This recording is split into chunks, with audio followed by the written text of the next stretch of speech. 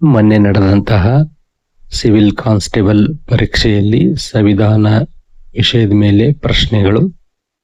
ಭಾರತದ ಸರ್ಕಾರದ ಮುಖ್ಯ ಕಾನೂನು ಸಲಹೆಗಾರ ಯಾರು ಎಂಬ ಒಂದು ಪ್ರಶ್ನೆಗೆ ಇಲ್ಲಿ ಇದಕ್ಕೆ ಉತ್ತರ ನಾವು ನೋಡಿದಾಗ ಅಂದ್ರೆ ಇಲ್ಲಿ option advocate general, attorney general, control and auditor general, solicitor general. ಇದಕ್ಕೆ ಉತ್ತರ ಅಟಾರ್ನಿ ಜನರಲ್.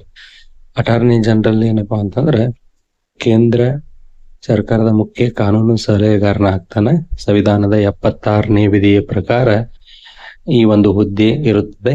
ಇನ್ನು ಅಡ್ವೊಕೇಟ್ ಜನರಲ್ ಅನ್ನ ನಾವು ನೋಡಿದಾಗ ರಾಜ್ಯ ಸರ್ಕಾರದ ಮುಖ್ಯ ಕಾನೂನು ಸಲಹೆಗಾರ ಆಗಿರ್ತಾರೆ.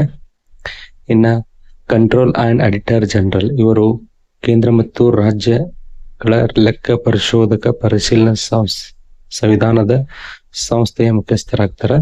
ಇನ್ನು ಸಾಲಿಟರ್ ಜನರಲ್ ಕೇಂದ್ರ ಸರ್ಕಾರದ ಪ್ರಮುಖ ಕಾನೂನು ಅಧಿಕಾರಿ ಆಗಿದ್ದರೂ ಮುಖ್ಯ ಕಾನೂನು ಸಲಹೆಗಾರ ಅಟಾರ್ನಿ ಜನರಲ್ ಆಗಿರುತ್ತಾರೆ. ಇನ್ನೊಂದು ಪ್ರಶ್ನೆ ನಾವು ನೋಡಿದಾಗ ರಾಜ್ಯಪಾಲರು ತಮ್ಮ ರಾಜೀನಾಮೆ ಪತ್ರವನ್ನ ಯಾರಿಗೆ ನೀಡುತ್ತಾರೆ? ಆಪ್ಷನ್ ನಾವು ನೋಡಿದಾಗ ರಾಷ್ಟ್ರಪತಿ, ಪ್ರಧಾನಮಂತ್ರಿ, ಸುಪ್ರೀಂ ಕೋರ್ಟ್ ನ್ಯಾಯಮೂರ್ತಿ ಹಾಗೂ ರಾಜ್ಯದ ಮುಖ್ಯಮಂತ್ರಿ. ಇದಕ್ಕೆ ಉತ್ತರ ನೋಡಿದಾಗ ರಾಷ್ಟ್ರಪತಿ ಇದಕ್ಕೆ ಉತ್ತರ ಆಗ್ತದೆ. ಯಾಕಂದ್ರೆ ರಾಜ್ಯಪಾಲರನ್ನ ರಾಷ್ಟ್ರಪತಿಯವರು ಏನ್ ಮಾಡ್ತಾರೆ ಅಂತ ನೇಮಿಸ್ತಾರೆ. ಹೀಗಾಗಿ ಅವರ ಒಂದು ರಾಜೀನಾಮೆ ಪತ್ರವನ್ನ ರಾಷ್ಟ್ರಪತಿಗೆ ಸಲ್ಲಿಸಬೇಕಾಗ್ತದೆ. ಇದಕ್ಕೆ ಉತ್ತರ ರಾಷ್ಟ್ರಪತಿ.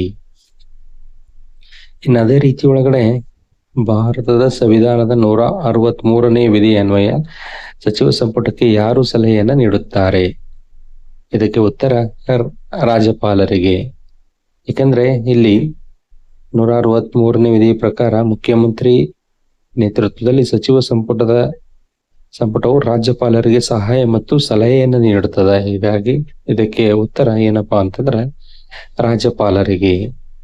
ಹೀಗಾಗಿ ಗೊತ್ತಿದೆ ವಿಧಾನ ಪರಿಷತ್ ಅಂತ ನೋಡಿದಾಗಲೇ ಸಚಿವ ಸಂಪುಟ ವಿಧಾನ ಪರಿಷತ್ಗೆ ಸಲಹೆಯನ್ನು ನೀಡೋದಿಲ್ಲ. ಅದೇ ರೀತಿ ವಿಧಾನಸಭೆಗೆ ಇಲ್ಲಿ ಕೂಡ ಅದೇ ರೀತಿ ಬರ್ತದೆ. ಸಚಿವ ಸಂಪುಟವು ವಿಧಾನಸಭೆಗೆ ನೇರವಾಗಿ ಸಲಹೆ ನೀಡುವಂತ ವ್ಯವಸ್ಥೆ ಇಲ್ಲ, ಅದು ವಿಧಾನಸಭೆಗೆ ಹೊಣೆಗಾರರಾಗ್ತದೆ. ಹೀಗಾಗಿ ಮುಖ್ಯಮಂತ್ರಿಯ ಸಚಿವ ಸಂಪುಟದ ಮುಖ್ಯಸ್ಥರಾಗ್ತಾ ಇದ್ದಾರೆ. ಸಚಿವ ಸಂಪುಟದ ಮುಖ್ಯಮಂತ್ರಿ ಸಲಹೆಯನ್ನು ನೀಡುವುದಿಲ್ಲ. ಇದಕ್ಕೆ ಉತ್ತರ ಏನಪ್ಪಾ ಅಂತಂದ್ರೆ ರಾಜ್ಯಪಾಲರು ಇದಕ್ಕೆ ಸರಿಯಾದ ಉತ್ತರ. ಇವೆಲ್ಲವೂ ಕೂಡ ಪ್ರಶ್ನೆಗಳು ಮೊನ್ನೆ ನಡೆದಂತಹ ಸಿವಿಲ್ ಕಾನ್ಸ್ಟೇಬಲ್ 2026ರ ಒಂದು ಕಾನ್ಸ್ಟೇಬಲ್ ಪರೀಕ್ಷೆಗೆ ಕೇಳಲಾದಂತಹ ಪ್ರಶ್ನೆಗಳು ಇವು. ಈಗಾಗಲೇ ಈ ಹಿಂದೆ ನಡೆದಂತಹ ಸ್ಪರ್ಧಾತ್ಮಕ ಪರೀಕ್ಷೆಯಲ್ಲಿ ಕೇಳಲಾದಂತಹ ಪ್ರಶ್ನೆಗಳೇ ಇವು.